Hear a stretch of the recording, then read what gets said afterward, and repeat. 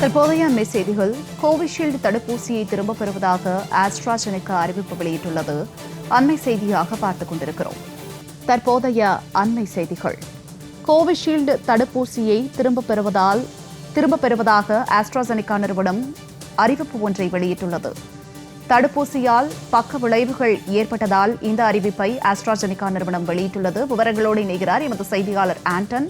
வணக்கம் ஆண்டன், இது குறித்த விரிவான தகவல்களை சொல்லுங்க. வணக்கம். அஸ்ட்ராஜெனகா நிறுவனம் தான் தனது COVID-19 தடுப்பூசியை உலகளாவிய அளவில் திரும்ப பெற தொடங்கியிருப்பதாக அறிவித்திருக்கின்றது. தடுப்பூசிகள் உபரியாக இருப்பதன் காரணமாக திரும்ப பெறப்படுவதாக அந்த நிறுவனமானது கூறியிருக்கின்றது. இந்த இங்கிலாந்தை சேர்ந்த மருந்து நிறுவனம் தான் தனது தடுப்பூசிக்கு த்ரோம்போசைட்டோபீனியா சிண்ட்ரோம் அப்படின்னு சொல்லப்படக்கூடிய அரிய பக்க விளைவை ஏற்படுத்தும் சாத்தியம் இருப்பதாக அண்மையில் இங்கிலாந்து நீதிமன்றத்தில் ஒப்புக்கொண்டதாக அண்மையில் செய்தி வெளியாகி மிகவும் ஒரு பரபரப்பை ஏற்படுத்தி இருந்தது. மக்களிடையே பெரும் அச்சத்தையும் அது ஏற்படுத்தியது. இது போன்ற ஒரு சூழலில் தான் தற்பொழுது இந்த தடுப்பூசியை திரும்ப பெறுவதாக அந்த நிறுவனம் கூறியிருக்கின்றது. நாம கொரோனா காலகட்டத்தில் கோவிட் வைரஸை தடுக்கவும் அதிலிருந்து பாதுகாப்பதற்காகவும் கோவிஷீல்டு தடுப்பூசியானது இந்தியாவிலும் இந்திய குடிமக்களுக்கு வழங்கப்பட்டது. சமீபத்தில் தான் அந்த கோவிஷீல்டு தடுப்பூசி அரிதான சந்தர்ப்பங்களில் பக்க விளைவுகளை ஏற்படுத்தலாம் என அந்த மருந்து நிறுவனமான அஸ்ட்ராஜெனகா கூறியிருந்தது. கோவிஷீல்டு குறைந்த பிளேட்லெட் எண்ணிக்கையை ஏற்படுத்தலாம் மற்றும் மிக அரிதான நிகழ்வுகளில் இரத்த கட்டிகளை உருவாக்கலாம் என அந்த நிறுவனம் ஒப்புக்கொண்டுள்ளதாக செய்தி வெளியானது. இங்கிலாந்து நீதிமன்றத்தில் அந்த நிறுவனம் இதனை ஒப்புக்கொண்டிருந்தது.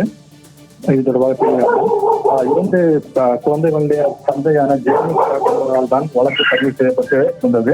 2021ஆம் ஆண்டு கோவிட் தடுப்பூசி அவருடைய மூளையில் இரத்த உறைவு மற்றும் இரத்தப்போக்கு காரணமாக நிரந்தர மூளை காயமடைந்து அது பின்னர் அவர் செயல்பட விடாமல் தடுத்ததாக அந்த பதிவில் கூறப்பட்டிருந்தது. கிட்டத்தட்ட 51 வழக்குகள் அந்த இங்கிலாந்து உயர்நீதிமன்றத்தில் தாக்கல் செய்யப்பட்டன. பாதிக்கப்பட்டவர்கள் மற்றும் உறவினர்கள் $100 மில்லியன் இழப்பீடும் கோரியிருந்தார்கள் என தெரிவிக்கப்பட்டிருந்தது. இந்தியாவில் கொரோனா தொற்றின் போது அதிக எண்ணிக்கையிலான கோவிஷீல்டு மக்களுக்கு செலுத்தப்பட்டிருந்தது. COVID-19 பிறகு மாரடைப்பு காரணமாக பெரும்பாலானோர் திடீரென இறப்பது அதிகரித்திருப்பதாகவும் கூறப்பட்டது. இளைஞர்களுக்கும் கூட மாரடைப்பு காரணமாக உயிரிழக்கின்றன என்றும் ஒரு குற்றச்சாட்டானது இருந்து கொண்டிருந்தது. இது போன்ற ஒரு சூழலில் தான் தற்பொழுது இது பக்க விளைவுகளை ஏற்படுத்தும் கோவிஷீல்டு பக்க விளைவுகளை ஏற்படுத்தும் என அந்த தயாரித்த நிறுவனம் ஏற்கனவே தெரிவித்திருந்த சூழலில் தான் தற்பொழுது உலகளாவிய அளவில் இந்த தடுப்பூசி தடுப்பூசி வரும்போது தற்பொழுது திரும்ப பெறப்படுவதாக அந்த நிறுவனம் கூறியிருக்கின்றது. அவர்கள் கூறியிருக்கிற காரணம் உபரியாக இருக்கக்கூடிய காரணத்தினால் திரும்ப பெறப்படுவதாக அந்த நிறுவனம் அஸ்ட்ராஜெனகா நிறுவனம் கூறியிருக்கின்றது. இதனிடையே இது தொடர்பான வழக்கும் உச்சநீதிமன்றத்தில் தாக்கல் செய்யப்பட்டிருக்கிறது. இந்தியாவில் இருக்கக்கூடிய உச்சநீதிமன்றத்திலும் இந்த தொடர்பான வழக்கு தாக்கல் செய்யப்பட்டிருக்கின்றது. இது தொடர்பாக ஆய்வுகள் COVID-19 செலுத்தப்பட்ட கொரோனா தடுப்பூசியின் பக்க விளைவுகளால் கடுமையாக ஊனமுற்றவர்கள் அல்லது இறந்தவர்களுக்கு இழப்பீடு வழங்க மத்திய அரசு உத்தரவிடக் கோரி உச்சநீதிமன்றத்தில் வழக்கு தாக்கல் செய்யப்பட்டிருக்கிறது என்பதும் குறிப்பிடத்தக்கது. தங்களுடைய விரிவான தகவலுக்கு நன்றி ஆண்டன்.